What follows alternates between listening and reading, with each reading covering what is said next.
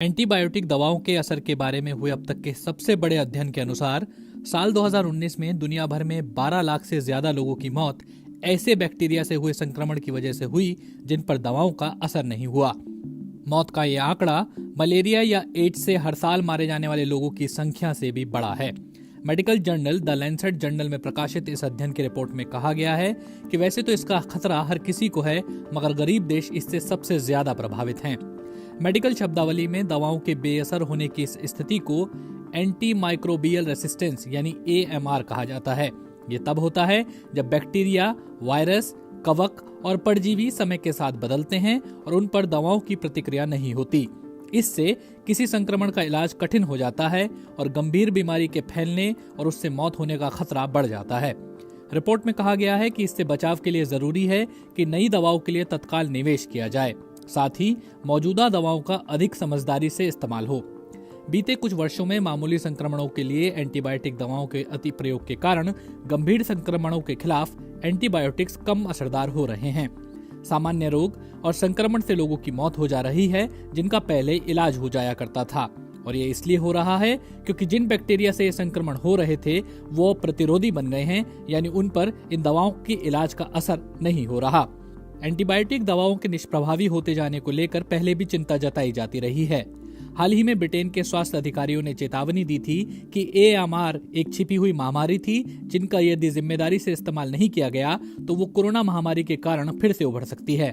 Report के अनुसार कोविड-19 के कारण बड़ी तादाद में लोग अस्पतालों में भर्ती होने लगे और एंटीबायोटिक दवाओं का इस्तेमाल बढ़ा, जिसकी वजह से AMR का खतरा बढ़ गया। लैंसेट में छपी एंटीबायोटिक दवाओं के बेअसर रहने से होने वाली मौतों का अनुमान लगाने वाली रिपोर्ट 2004 देशों में किए गए विश्लेषण के बाद तैयार की गई है। अंतर्राष्ट्रीय शोधकर्ताओं की टीम की ओर से किए गए इस विश्लेषण का नेतृत्व अमेरिका के वॉशिंगटन विश्वविद्यालय ने किया। इस टीम ने अनुमान लगाया कि साल 2019 में दुनिया भर में ऐसी बीमारियों से 50 लाख तक लोगों की मृत्यु हुई जिनमें AMR की भूमिका रही। ये उन 12 लाख मौतों के अलावा है जिनके लिए सीधे सीधे AMR वजह था, यानी लगभग 60 लाख से ज्यादा लोगों की मौत के पीछे AMR की भूमिका हो सकती है। इसकी तुलना अगर दूसरी बीमारियों से की जाए तो समझा जाता है कि इसी साल एड्स से 8,60,000 और मलेरिया से 6,40,000 लोगों की मौतें हुई। AMR से होने वाली ज्यादातर मौतें निमोनिया जैसे लोअर रेस्पिरेटरी इन्फेक्शन यानी फेफड़ों से जुड़े संक्रमण या ब्लड स्ट्रीम इन्फेक्शन से हुई, जिससे कि सेप्सिस हो सकता है। MRSA यानी मेथिसेलिन प्रतिरोधी स्टेफिलोकोकस ऑरियस विशेष रूप से घातक था। वहीं इकोलाई और कई अन्य बैक्टीरिया से होने वाली बीमारियों के लिए भी दवाओं के बेअसर रहने को वजह माना गया।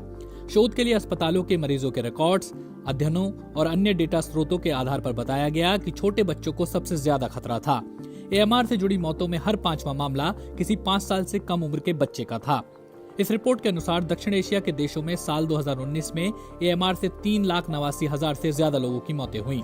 इस रिपोर्ट के निष्कर्षों पर प्रतिक्रिया देते हुए भारतीय चिकित्सा अनुसंधान परिषद या ICMR में वरिष्ठ वैज्ञानिक डॉक्टर कामिनी वालिया ने कहा कि AMR एक वैश्विक आपातकाल जैसा है। उन्होंने कहा कि बैक्टीरिया का प्रतिरोधी बन जाना एक ऐसी वैश्विक स्वास्थ्य इमरजेंसी बन चुकी है जिसे दुनिया की कोई भी सरकार अनदेखा नहीं कर सकती।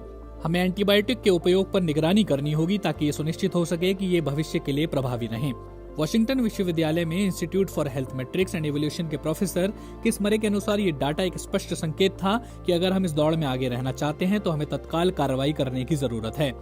वहीं वॉशिंगटन DC के centre for disease dynamics, economics and policy के डॉक्टर रामानंद लक्ष्मी नारायण ने कहा कि AMR को नियंत्रित करने के लिए दवाओं के समझदारी से इस्तेमाल की जरूरत है। उन्होंने कहा, सबसे पहले तो खर्च इस बात पर होना चाहिए कि संक्रमण ना हो और मौजूदा एंटीबायोटिक दवाओं का उचित और समझदारी से इस्तेमाल हो, और साथ ही नए एंटीबायोटिक्स भी लाए जाएं।